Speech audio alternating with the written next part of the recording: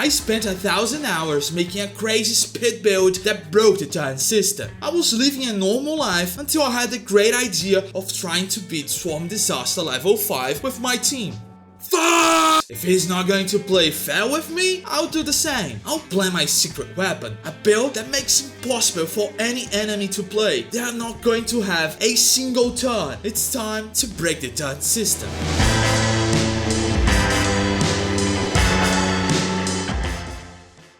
First, if I'm gonna do it, I need a great team with absurd speed bonuses. Currently, among the 35 characters in the game, only 9 provide some kind of speed bonus. First, I could use Asta, a good weakness breaker that has low damage, but with a critical ultimate for this kind of job. Dahan could maybe fit as a DPS, but he has a shitty damage and doesn't bring much to the table. Next, Himeko, we don't talk about Himeko. Maybe Bronya? She doesn't naturally offer more speed, but if I get the right tools for her, maybe. I need 2 and she's perfect. Hana could be an option, but she hasn't been released yet. Tough luck.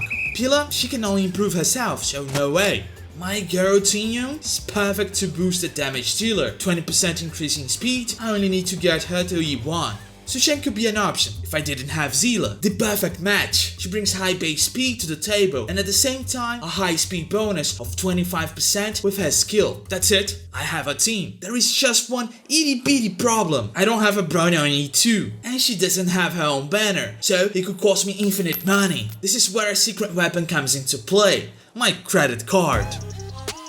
Just kidding, I don't have infinite money. But I already have Bronya at E1 and I'm only 27 pulls away from being able to choose a banner in the regular warp.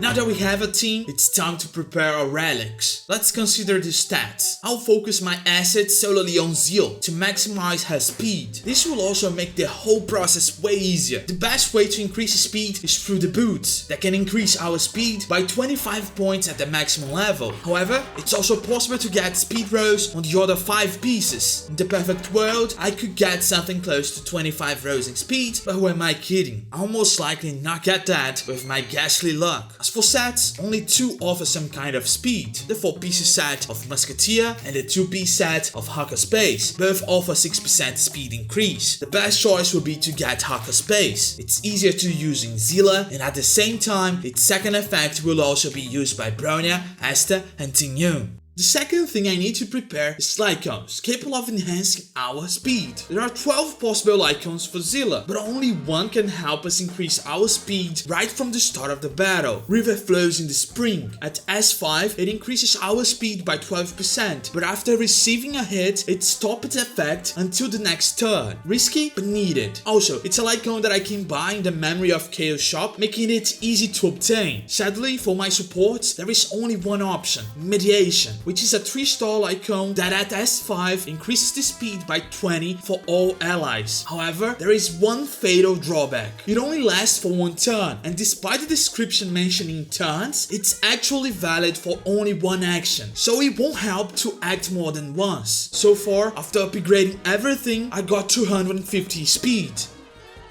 At this point, I started to question if this was really a good idea. I've invested more than 600 hours trying to create the extreme speed build, and I only reached 250 speed. Those are rookie numbers in this racket. I think it's time for an in-field analysis. This wasn't a test and we still failed?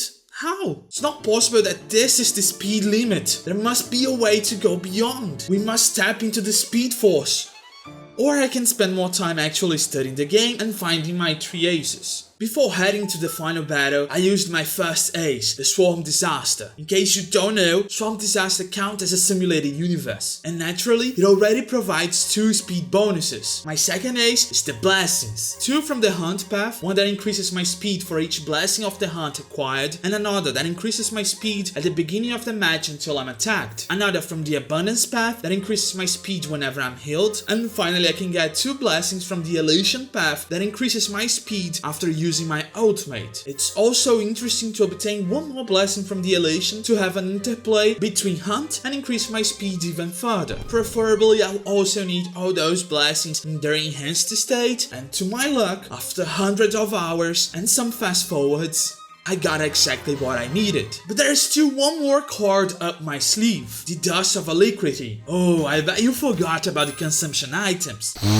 Well, the Dust of Alacrity increases my speed by 12% throughout the entire battle. You see, this is a simple but well-hidden recipe that requires completing a secondary quest, and I had to dig deep into the corners of the internet to find it. Pretty cool, right? It's a shame I forgot to use it right before entering the final battle, but to take into account, it would have increased my speed by another 14 points. With all of this added up, let's see our final speed. Fuck 430 speed. Catch me if you can, bitch. You may not realize how overpowered this is. If I had 430 speed in the Memory of Chaos, I would be getting between 4 to 6 actions per turn. And I actually won? Well, to be clear, I was sure I would still lose by the end of this challenge. What do we learn, kids? Sometimes bullshit builds work.